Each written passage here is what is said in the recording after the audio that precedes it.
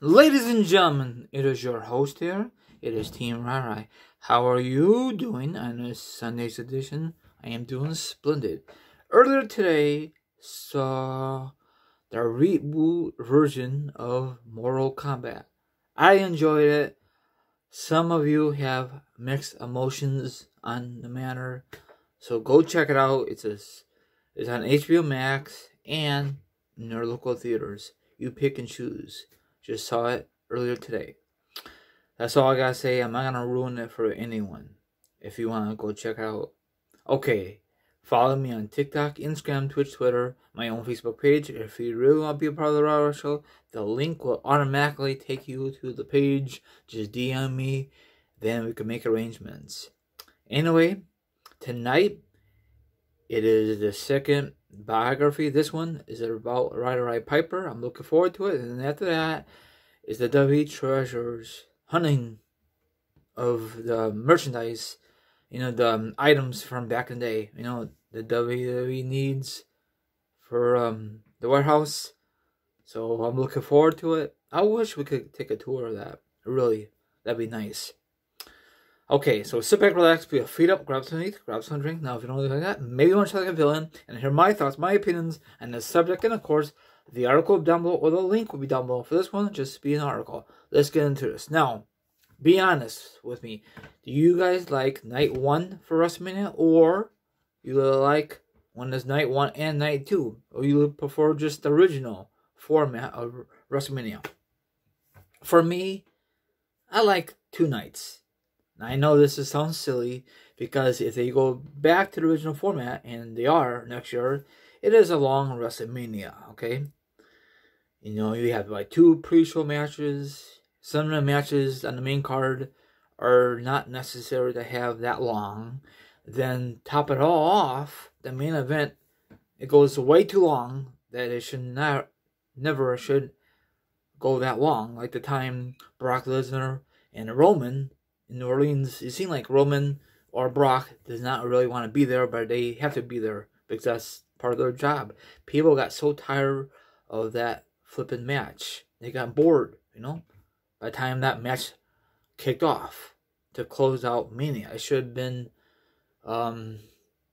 AJ Styles versus Shinsuke Nakamura, but we decided no, we're going to have Roman versus Brock again to close out the show. But whatever. The AJ Styles match was not even that good. They overhyped that match. So, I know WWE will never go back to a 2-night event because it really messed up the WrestleMania schedule. Usually, you got Raw,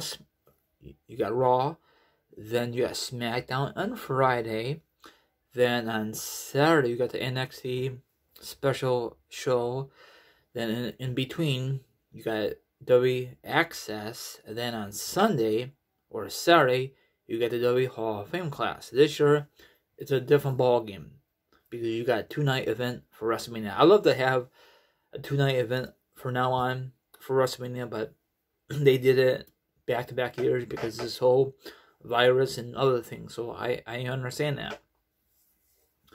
So Daniel Bryan puts his 2 cents on night 1 and night 2 WrestleMania. We will never see this again. Only there's another issue around the world. Now I know some of you was very pissed off with WWE at the time because they should just A, cancel WrestleMania, or B, postpone it. WWE, or actually McMahon, had no desire of postponing it or canceling it. It didn't really make a difference if they postponed it because there would still be no fans attending the one at the Performance Center. So, that WrestleMania 36 was okay, but it would be way better if they have real fans attendance. There was no fans. So the only bright spot at the Mania was AJ Styles Taker. That's the only good match. I'm sorry. It was a cinematic match. It was like a Hollywood match. I don't know if we're ever going to get those kind of matches again in WWE history. Maybe, maybe not. It's a very time consuming to film all that stuff. Why they can't do it live? Why they got record it? I never understand that. Same thing when they have Bray Wyatt versus Randy Orton. They had to film it way in advance. in that kind of match. Why? Because it's time consuming to get it ready. I never understand that. Now, off the record, next year, WrestleMania will be in Dallas. Now, it would be a perfect fit for Taker being a Hall of Fame to close out the show. You know, Dallas, Texas. I think he's from there. Not really too sure. It makes perfectly sense. Because it would be kind of stupid, in my opinion, to have Taker and Kane both in a Hall of Fame in the same year. Because, you know, Taker is good. I mean, not good. He's the all-time greatest in his character. So if you have Kane and Taker in one Hall of Fame class, that's too much star power, you know? I know you have the other guys. I think, was it, NWO. Can you imagine NWO, Kane, and Taker? That's too much star power. That's way too much. So they want to break it down. So I'm assuming next year, or maybe the following year, I think next year is the proper fit. Have Taker to be in the Hall of Fame. He'll be the first guy to get elected of the 2022 WWE Hall of Fame. Okay, let's see. Hopefully I'm right. Let's see. So that's it about this. And next Friday coming up on free television, that Daniel Bryan will face Roman Reigns for Roman Reigns Universal belt. We all know that Roman Reigns is going to keep the belt until SummerSlam and beyond.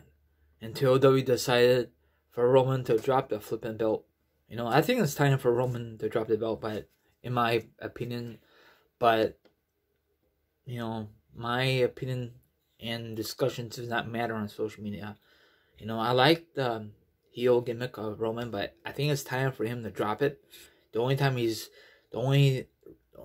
reason he's holding the belt so long because you got Jey Uso ringside, you know, for distraction of Roman Reigns' opponent.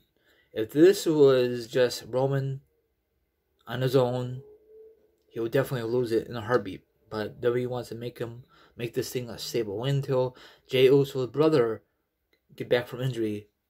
Most likely is going to join forces with Roman, and that'd be a very stock stable. And of course, you got Paul Heyman there doing absolutely nothing. So I don't like Paul Heyman, his character. This flipping sucks. He don't do crap. You know, he's very annoying, but he's doing a very good job at his position. So that wraps up. Everyone out there, have a good one. I'll see you guys tonight for video number 2. Stay safe, and I'll see you guys tonight.